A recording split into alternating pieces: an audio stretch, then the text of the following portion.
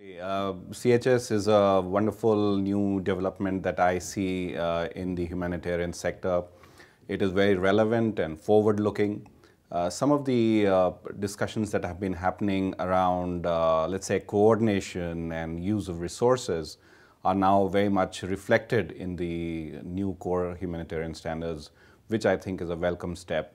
So I very much feel that we have been able to, in spite of all the challenges that we have faced in bringing the standards to this level, I feel we have really reached a major milestone.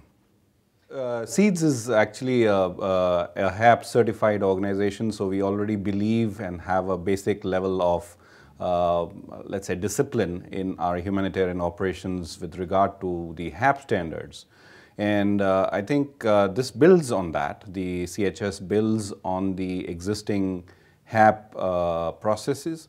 But what I would really like to do, and that's a challenge that we see in India, is the changing nature of the humanitarian support that is coming in, largely from the private sector.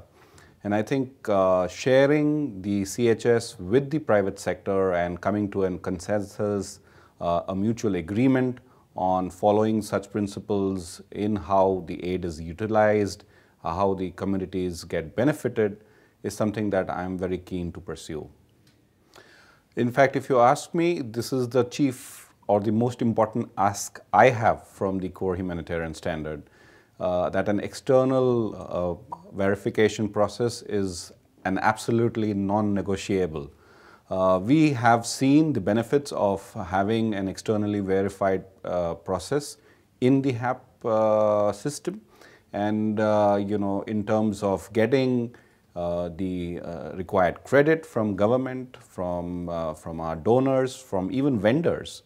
So we feel that this needs to be continued, in fact, broadened.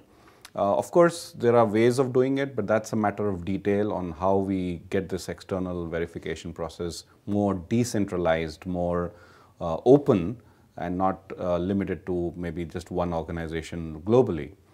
But that's something that can happen as we roll this whole process out. I chair a network of national civil society organizations called ADRRN. We are a 53-member organization in the Asia-Pacific region. We've been struggling a lot about bringing about coherence and clarity in following a universal set of standards. So there is a fallback on, let's say, the sphere technical standards, the code of conduct, etc. But I think the real sort of way forward for us is to bring about coherence around this CHS, because this in itself is a distillation of all the various standards that already exist. So as a starting point, I feel the CHS would be a very good coordination mechanism for us to believe in a common set of principles. But the second area of working forward is to then harmonize the CHS with the national laws, the contexts, the kind of language nuances that we face in the region.